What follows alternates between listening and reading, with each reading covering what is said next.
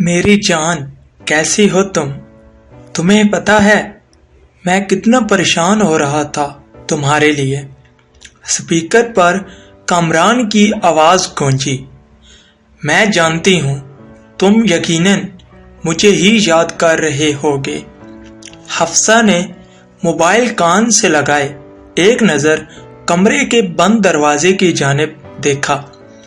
हफ्सा की बात सुनकर कामरान ने कोफत से आंखें घुमाई। अच्छा, ये तो बताओ कब मिलने आ रही हो मुझसे? अपने लहजे में शीरीं घोलता वो गोया हुआ। नहीं, अभी नहीं, अभी तो घर का माहौल बहुत खराब हो गया है। अबू ने भी आयजा को घर से निकाल दिया है। आयजा का नाम सुनकर उसकी आंखों के सामने आयजा का हसीन और मासूम चेहरा घूम गया और वो ठंडी सांस भर कर रह गया। अगर घर से ही निकालना था तो इससे तो ये अच्छा था कि मेरे साथ ही रवाना कर देते। कामरान सिर्फ सोच कर रह गया। अच्छा जान, मैं तुमसे बाद में बात करता हूँ, मुझे कुछ जरूरी काम है। बगैर हफ्सा का जवाब सुने कामरान ने कॉल कट कर दी और फोन बेजारी से सोफे पर उछाल दिया। पता नहीं कब जान छूटेगी इससे, कामरान ने कोफत से सोचा।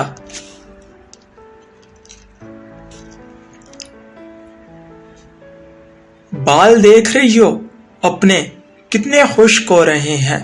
नसरीन बेगम ने अनाबिया की सर की मालिश करते हुए उसे डांटा।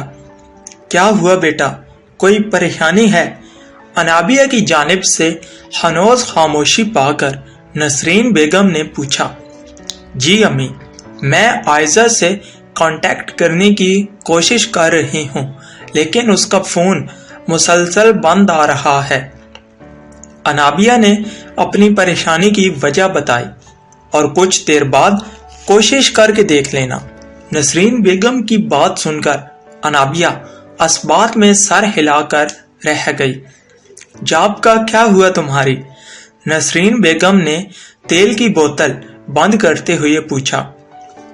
बस आप दुआ कीजिएगा कि जल्दी से मुझे कॉल आ जाए कंपनी की जानिब से, ताकि मैं जल्द अज जल्द अब्बू का भी इलाज करवा सकूं। इंशाअल्लाह मेरी बच्ची जरूर कामयाब होगी। नसरीन बेगम ने शफकत से अपना हाथ अनाबिया के सर पर फेरा।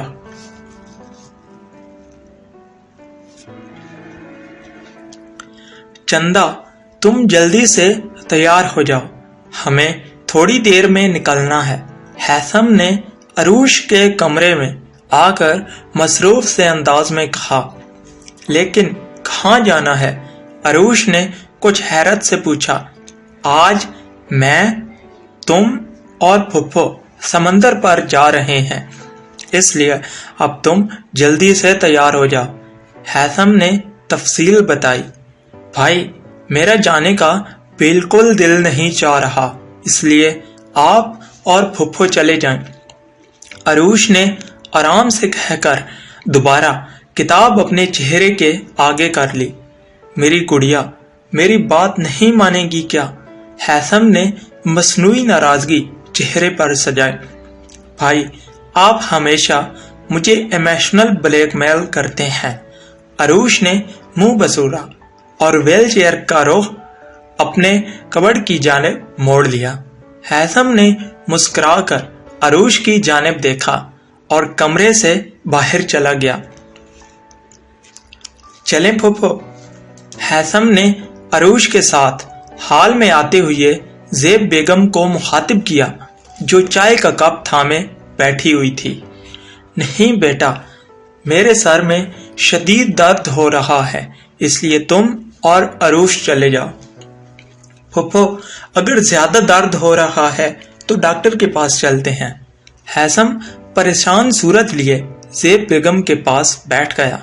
नहीं नहीं, इसकी कोई जरूरत नहीं है, मैंने टैबलेट ले ली है, अभी थोड़ी देर में ठीक हो जाऊंगी। ज़ेब बेगम ने तसल्ली दी। ठीक है, پھر ہم نہیں جاتے بلکہ آپ کے پاس ہی رک جاتے ہیں۔ عروش نے مشورہ دیا، میری وجہ سے تم لوگ اپنا پلان خراب مت کرو، میں ویسے بھی سونے جا رہی ہوں، اب تم لوگ جاؤ۔ زیب بیگم کے اصرار پر ان دونوں نے مزید بحث نہ کی اور ان سے مل کر دونوں چلے گئے۔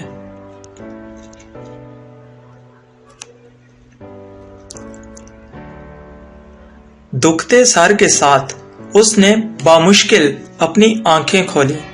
پہلے تو منظر دھندلا سا گیا، لیکن جلد ہی حواس میں آ کر اس نے اپنے چاروں اور نظریں دوڑائیں۔ یہ ایک بڑا سا کمرہ تھا جس کے بیڈ پر وہ دراز تھی۔ عائزہ ایک جھٹکے سے بیٹھی، چکراتے سر کو سنبھال کر وہ بڑی مشکل سے کھڑی ہوئی۔ دروازہ کھلنے کی آواز پر اس نے پیچھے دیکھا تو اندر آتے شخص کو دیکھ کر اسے حیرت کا جھٹکا لگا۔ جاگ گئی میری پرنسس، عدنان نے عائزہ کے مقابل کھڑے ہو کر آرام سے پوچھا، کیوں لائے ہو مجھے یہاں؟ عائزہ نے اپنی گھبراہٹ پر قابو پاتے ہوئے سخت لہجے میں کہا، لیکن اندر سے اس کا دل کسی پتے کی مانند لرز رہا تھا۔ اف، ایک تو تم بھولی بہت ہو یار، لگتا ہے تم بھول گئی ہو کہ جب تم نے مجھے تھپڑ مارا تھا تو میں نے کہا تھا کہ میں اس تھپڑ کا حساب ضرور لوں گا۔ تو جو تم یہاں اس وقت کھڑی ہو نا، تو یہ سمجھ لو کہ میں نہیں بلکہ تمہارا تھپڑ تمہیں یہاں لایا ہے۔ عدنان کی آنکھوں سے شرارے نکل رہے تھے۔ عائزہ خوف سے کانپتی ہوئی پیچھے دیوار سے جا لگی۔ اس وقت عدنان سے شدید خوف محسوس ہو رہا تھا۔ میں تم سے معافی مانگتی ہوں، خدا کے لیے مجھے معاف کر دو اور جانے دو مجھے۔ کئی آنسو ٹوٹ کر عائزہ کی آنکھ سے گرے، لیکن مقابل پر کوئی اثر نہ ہوا۔ ہا ہا ہا، پاگل سمجھ رکھا ہے مجھے جو اتنی آسانی سے جانے دوں گا تمہیں۔ آخر کار اتنی محنت کی ہے میں نے تمہیں یہاں لانے کے لیے، بھائی آسان تھوڑی رکھا ہے کسی کو بھری محفل میں رسوا کرنا۔ عدنان کی آخری بات سن کر عائزہ کی آنکھیں بے یقینی سے ساکت رہ گئیں۔ مطلب یہ سب تم نے کیا؟ عائزہ نے لڑکھڑاتی زبان سے پوچھا۔ بالکل صحیح کہا تم نے ڈارلنگ، یہ سب مجھ عقل مند نے ہی کیا ہے، ویسے پکچرز اچھی ایڈٹ کی تھی نا میں نے۔ عدنان نے کمینگی سے ایک آنکھ مار کر کہا، میری دشمنی میں تم اس حد تک گر جاؤ گے میں نے کبھی سوچا بھی نہ تھا۔ وہ چیخ ہی تو پڑی تھی، اگر اس کا بس چلتا تو اس کا گلا اپنے ہاتھوں سے دباتی، جس نے ایک تھپڑ کی وجہ سے اس کی زندگی برباد کر دی تھی۔ ویسے تمہارے ساتھ ساتھ تمہارے باپ کے بھی کئی حساب نکلتے ہیں، جیسے کہ ابھی میں نے اس بڈھے سے اس کمپنی میں مینیجر کی جاب مانگی تو اس ذلیل انسان نے سب کے سامنے مجھے بے عزت کر دیا کہ میں اس پوسٹ کے لائق نہیں ہوں۔ تو میں نے سوچا کہ کیوں نہ ایک تیر سے دو شکار کرتے ہیں، باپ کے ساتھ بیٹھی کو بھی سبق سکھاتے ہیں۔ اس طرح میں نے ایک سال تم دونوں کو سب کے سامنے رسوا کر دیا۔ ویسے یہ تو ماننا پڑے گا کہ میں ایک بہت ذہین انسان ہوں۔ عائزہ نے نظر اٹھا کر اسے دیکھا، جو انسان کہلانے کے بھی لائق نہیں تھا۔ ہمیں رسوا کرنے کا تمہارا مقصد اب کامیاب ہو گیا ہے تو مجھے جانے دو، عائزہ نے دھڑکتے دل کے ساتھ کہا۔ ویسے بہت زیادہ بھولی ہو تمہیں کیا لگتا ہے کہ اب تم کبھی یہاں سے جا پاؤ گی؟ خیر، مجھے ابھی کسی کام سے جانا ہے، اس لیے میں بعد میں آتا ہوں۔ عدنان اٹھ کر دروازے کی جانب بڑھا تو عائزہ بھی اس کے پیچھے بھاگی، لیکن اس کے پہنچنے سے پہلے ہی وہ دروازہ بند کر کے جا چکا تھا۔ خدا کے لیے مجھے جانے دو، پلیز دروازہ کھولو۔ وہ روتے ہوئے دروازہ پیٹنے لگی، لیکن وہاں کوئی نہیں تھا۔ اس کی फरियाद सुनने वाला। सोफे की पोस्ट से सर लगाए वो बैठा था, जबकि हाथ दोनों एतराफ में फैले हुए थे। चेहरे पर फैली सख्ती उसकी इस्तिराबी कैफियत का बता रही थी। अपने पास किसी का वजूद महसूस करके उसने पट से आंखें खोली तो अपने पास ज़ेब बेगम को मौजूद पाया। मेरा बच्चा कुछ परेशान सा लग रहा है। हैसम ने उनकी गोद में सर रख लिया तो उन्होंने उसके बालों में प्यार से अंगलियां चलाते हुए पूछा, परेशान नहीं, बस हैरान हूं। उसने बंद आंखों से कहा, किस चीज पर हैरान हो? ज़ेब बेगम ने उलझ कर उसे देखा। इस दुनिया में बसने वाले लोगों पर हैरान हूं कि क्यों हम किसी को सुकून से रहने नहीं देते। कोई बात हुई है क्या?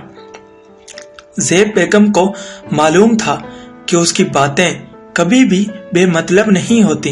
यकीनन कोई बात जरूर है जिसकी वजह से हैसम डिस्टर्ब है।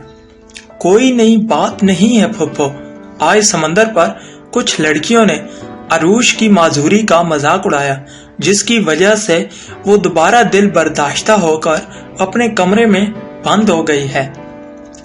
मेरा तो दिल चाह रहा था कि इन लड़कियों को ठीक ठाक सुना दूं, लेकिन अरूश ने अपनी कसम देकर मुझे रोक दिया। सिर्फ मेरे कहने पर वो इतनी मुश्किल से जाने पर राजी हुई थी, लेकिन हैसम ने मायूसी से जुमला बीच में ही छोड़ दिया।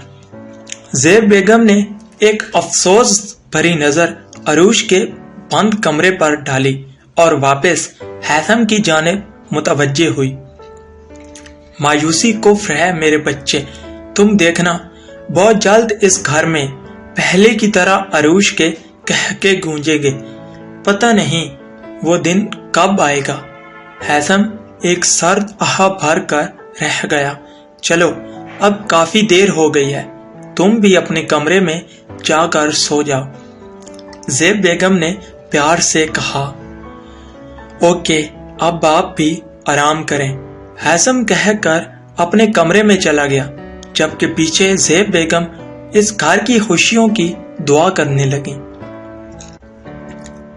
अम्मी, अनाबिया चीखती हुई किचन में दाखिल हुई, जहां नसरीन बेगम दोपहर के खाने की तैयारी कर रही थी। क्या हो गया है अनाबिया? अनाबिया ने नसरीन बेगम के दोनों हाथ पकड़कर गोल गोल घूमना शुरू कर दिया तो उन्होंने अपना चकराता सर थामते हुए पूछा, अब्बी, मुझे जॉब मिल गई है। अभी ऑफिस से फोन आया था, कल मेरा फर्स्ट डे है। अनाबिया ने चह कर बताया। या अल्लाह, तेरा शुक्र है। नसरीन बेगम ने आगे बढ़कर अनाबिया की पेशानी चूम ली। अम्मी, मैं अब्बू को भी यह खुशखबरी सुनाकर आती हूँ।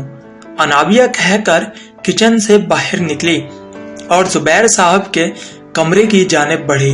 अब्बू, आप सो रहे हैं? जुबैर साहब को आंखें बंद किए लेटा देख अनाबिया ने हल्की सी आवाज में पूछा। नहीं मेरी गुड़िया, और वहां क्यों खड़ी हो? मेरे पास आकर बैठो। अनाबिया की आवाज सुनकर जुबैर साहब ने अपनी आंखें खोली और अनाबिया की जानिब देखा, जो उनके कमरे के दरवाजे में खड़ी हुई थी। अब्बू, मैंने आपको कुछ बताना है। अनाबिया ने जुबैर साहब के पास बैठते हुए कहा। क्या बताना है मेरी गुड़िया ने?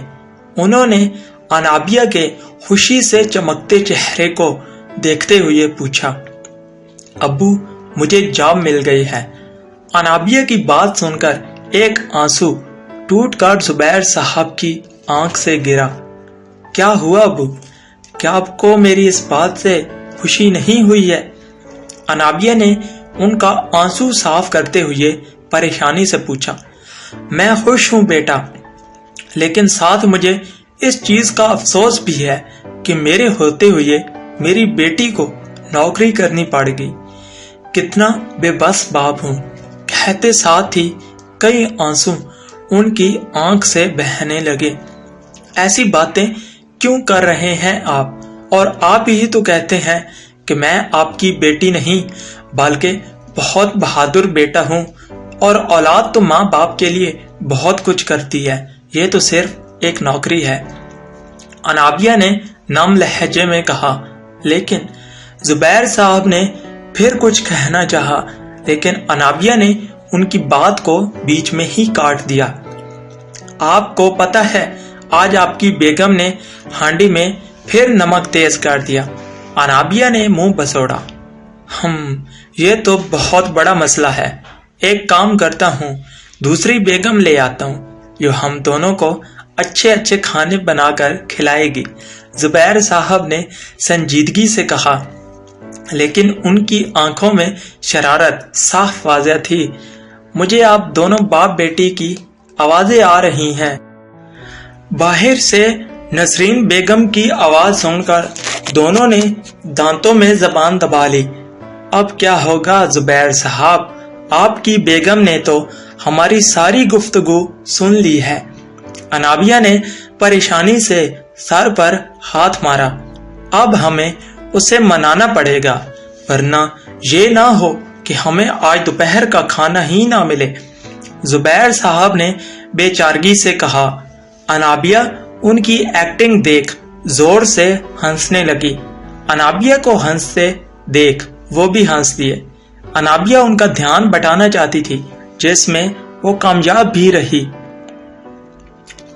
اس نے آفس میں قدم رکھا تو دیکھا کہ ہر کوئی اپنے کام میں مصروف تھا۔ وہ تھوڑی نروس ہو رہی تھی، لیکن اپنے آپ کو مضبوط بناتی وہ ریسیپشن پر گئی۔ ریسیپشنسٹ نے اس کو اس کی جگہ بتائی اور ایک لڑکی کو انابیہ کا کام سمجھانے کا کہہ کر وہ چلی گئی۔ فروا نام کی لڑکی نے انابیہ کو پہلے 2 فائلز ٹائپ کرنے کو دی۔ ابھی اسے تھوڑی دیر ہی گزری تھی کہ ہیثم نے اسے اپنے آفس میں بلوایا۔ انابیہ جب وہاں پہنچی تو ہیثم نے اسے بیٹھنے کا اشارہ کیا۔ پہلے تو ہیثم کی نظریں اسے دیکھ کر تھم سی گئی تھی۔ ہلکے پیلے رنگ کی قمیض اور سفید رنگ کا ٹراؤزر پہنے، سفید رنگ کا سلیقے سے سر پر اوڑے، وہ واقعی بہت حسین لگ رہی تھی۔ مس انابیہ، یہ مسٹر الطاف کی کمپنی کی فائل ہے، مجھے اس فائل کی ساری ڈیٹیلز چاہیے۔ اور آپ؟ دروازہ کھلنے کی آواز پر ہیثم اس کی جانب متوجہ ہو گیا، جبکہ انابیہ بھی آنے والے کو دیکھنے لگی۔ عروش کو اندر آتے دیکھ ایک خوبصورت مسکراہٹ ہیثم کے وجیح چہرے پر پھیل گئی۔ انابیہ نے آج پہلی بار اسے یوں مسکراتے دیکھا تھا۔ آج میری گڑیا کیسے آ گئی؟ ہیثم نے محبت سے کہا۔ بھائی، مجھے شاپنگ پر جانا ہے، اگر آپ فری ہیں تو کیا آپ مجھے لے جائیں گے؟ عروش نے پوچھا۔ گڑیا، مجھے ابھی کچھ کام ہے تو میرا چلنا کچھ مشکل ہے۔ ہیثم کی بات سن کر عروش کے چہرے پر مایوسی پھیل گئی۔ اوکے، کوئی بات نہیں، میں کسی اور دن چلی جاؤں گی۔ عروش نے پھیکی سی مسکراہٹ سے کہا۔ نہیں، تم آج ہی جاؤ گی، لیکن میرے نہیں بلکہ مس انابیہ کے ساتھ۔ اپنا نام سن کر انابیہ نے جھٹکے سے سر اٹھایا اور حیران نظروں سے ہیثم کو دیکھنے لگی۔ لیکن سر، میں… انابیہ کو سمجھ نہیں آیا کہ وہ کیا کہے۔ مس انابیہ، آپ میرے آفس میں کام کرتی ہیں، اس لیے آپ کو میری بات ماننا ضروری ہے۔ انابیہ نے لب بھینچ کر اس بات میں سر ہلایا اور عروش کے ساتھ وہاں سے چلی گئی۔ ان کے جانے کے 5 منٹ بعد ہی ہیثم اپنی جگہ سے اٹھا اور موبائل میں کال ملا کر گویا ہوا۔ آج کی میری میٹنگ کینسل کر دیں، کہتے ساتھ ہی ہیثم نے کال کٹ کر دی اور گاڑی کی چابیاں اٹھا کر تیزی سے دروازے کی جانب بڑھا۔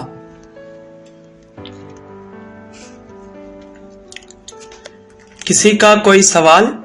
ہارون نے ایک نظر سامنے بیٹھی اپنی ٹیم پر ڈالی۔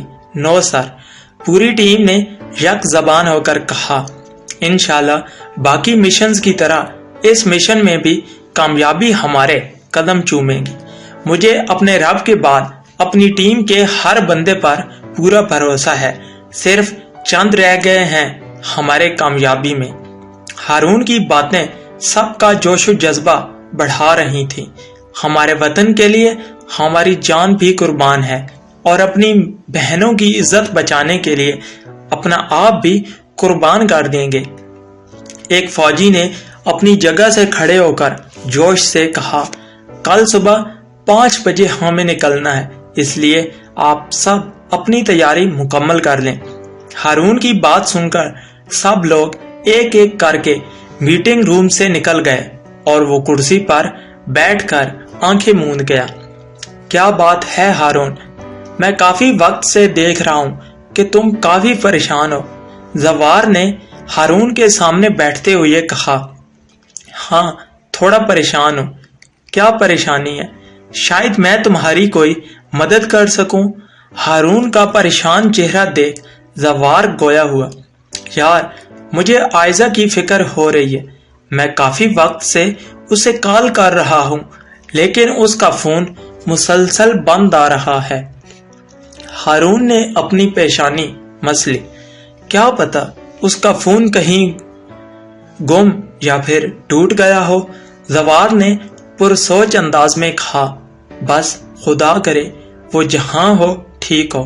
ہارون نے کہا، اچھا میں تھوڑی دیر میں ملتا ہوں تم سے۔ زوار وہ دروازے کی جانب بڑھا لیکن ہارون کی آواز نے اس کے قدم روک دیے۔ زوار زندگی اور موت یہ سب اوپر والے کے ہاتھ میں ہے۔ انسان کو یہ بھی پتہ نہیں ہوتا کہ وہ اگلے لمحے زندہ ہوگا بھی یا نہیں۔ اسی طرح میں بھی نہیں جانتا کہ میں غازی ہو کر لوٹوں گا یا شہید۔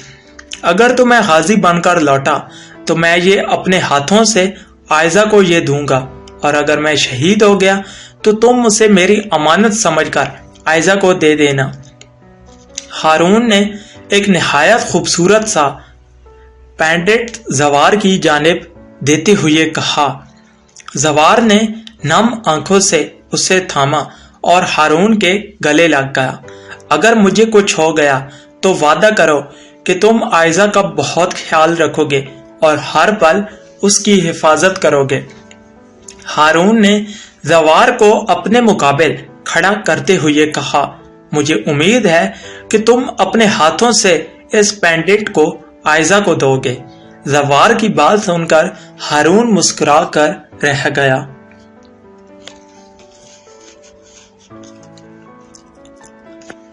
کیا لینا ہے آپ نے؟ انابیہ نے مال کے اندر داخل ہوتے ہوئے عروج سے پوچھا۔ مجھے کچھ ڈریسز لینی ہے۔ عروج کی بات سن کر انابیہ اسبات میں سر ہلا کر اسے لے کر ڈریسز دیکھنے لگی۔ یہ کیسی لگ رہی ہے؟ عروج نے ایک گرین رنگ کی قمیض انابیہ کو دکھاتے ہوئے مشورہ مانگا۔ آج ایسا پہلی بار ہوا تھا کہ عروج کسی سے مشورہ مانگ رہی تھی، کیونکہ اس کی کوئی اور دوست تو تھی نہیں جو وہ اس کے ساتھ شاپنگ پر آتی۔ وہ صرف ہیثم کے ساتھ ہی آتی تھی اور جب بھی اس سے کچھ پوچھتی تھی تو اس کا صرف ایک ہی جملہ ہوتا تھا، ہاں اچھا لگ رہا ہے۔ اس لیے اب عروج نے اس سے مشورہ لینا ہی چھوڑ دیا تھا۔ جی یہ بھی اچھا ہے، لیکن میرے خیال سے یہ زیادہ سوٹ کرے گا آپ پر۔ انابیہ نے ایک بلیک رنگ کی فراک اسے دکھائی جس پر ڈل گولڈن کام تھا۔ واو، تمہاری چوائس تو واقعی بہت اچھی ہے۔ عروج نے ستائشی نظریں اس ڈریس کو دیکھا اور قریب کھڑی لڑکی کو اسے پیک کروانے کے لیے دے دیا۔ یار یہ لڑکی کتنی پیاری ہے نا، کیا فائدہ ایسی خوبصورتی کا جب آپ اپنے پیروں پر ہی نہ چل سکو۔ انابیہ اور عروج دوسری ڈریسز دیکھ رہی تھی جب انہیں اپنے پیچھے سے 2 لڑکیوں کی آوازیں سنائی تھی۔ عروج کو تو اس سب کی عادت تھی، اس لیے اس نے ان کی باتیں اگنور کر دی، لیکن انابیہ نے تعجب سے ان دونوں کی جانب دیکھا کہ کوئی کیسے کسی کی دل آزاری اتنے آرام سے کر سکتا ہے۔ یا یا تو ویسے مجھے اس پر بہت افسوس ہو رہا ہے کہ اتنی خوبصورت ہونے کے باوجود چل نہیں سکتی۔ ایسے لوگ خود کے ساتھ ساتھ اپنے گھر والوں پر بھی بوجھ ہوتے ہیں۔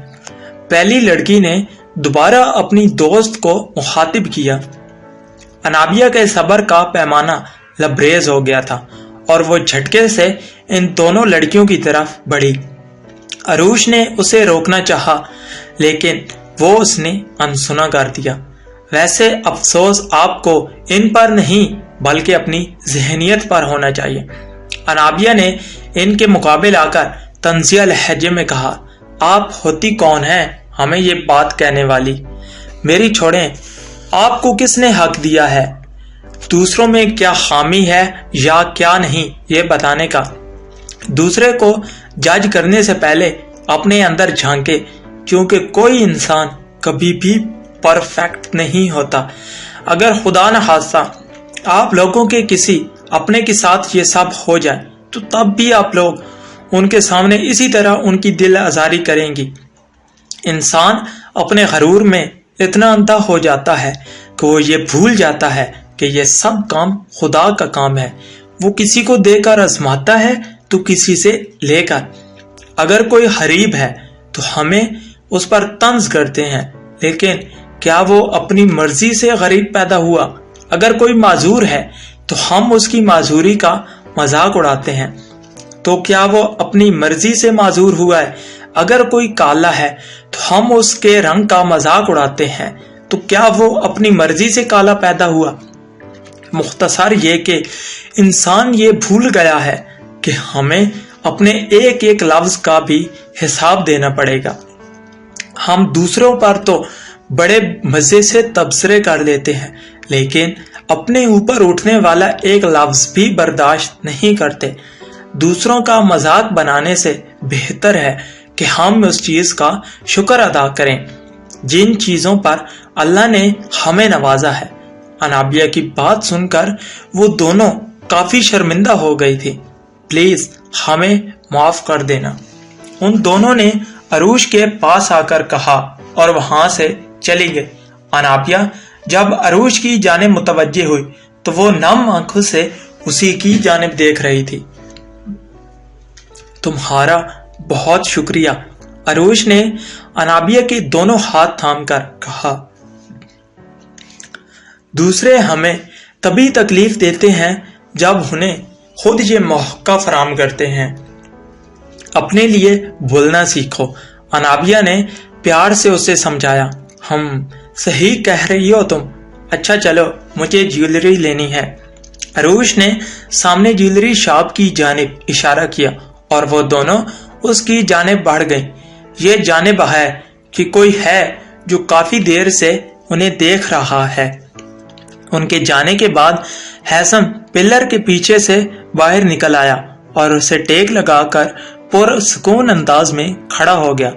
اس کی آنکھوں میں اطمینان تھا، ایسا اطمینان جو کسی فیصلے پر پہنچ کر محسوس ہوتا ہے۔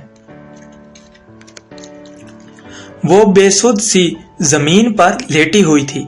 کل سے اس کے منہ میں ایک نوالا کیا، پانی کا ایک قطرہ بھی نہیں گیا تھا۔ رو رو کر اب تو آنکھوں کا پانی تک خشک ہو گیا تھا۔ دروازہ کھلنے کی آواز پر اس کی آنکھوں کی پتلیوں میں حرکت پیدا ہوئی۔ کچھ لوگوں کی قدموں کی آواز سے اپنے قریب آتی محسوس ہوئی۔ اس میں اتنی ہمت بھی نہ تھی کہ آنے والوں کو اٹھ کر دیکھ ہی لیتی۔ کسی نے اس کا بازو پکڑ کر کھڑا کیا۔ مقابل کی گرفت پر وہ تکلیف سے کرہاتی بامشکل کھڑی ہوئی۔ عدنان، اس بار مال تو کافی زبردست لایا ہے تو۔ آواز سن کر عائزہ نے اپنی بند ہوتی آنکھوں کو کھولا تو سامنے عدنان کے ساتھ ایک بھاری بھرکم وجود رکھنے والی عورت کو پایا اور اس کے پیچھے دو دیونما آدمی کھڑے تھے۔ اس عورت نے عائزہ کو بازو سے تھام رکھا تھا۔ لے چلو اسے، اس نے دروازے میں کھڑے آدمیوں سے کہا جو اب عائزہ کی جانب بڑھ رہے تھے۔ اس سے پہلے وہ عائزہ تک پہنچتے، عائزہ اس عورت کے ہاتھوں میں ہوش و حواس سے بیگانہ ہو کر جھول گئی۔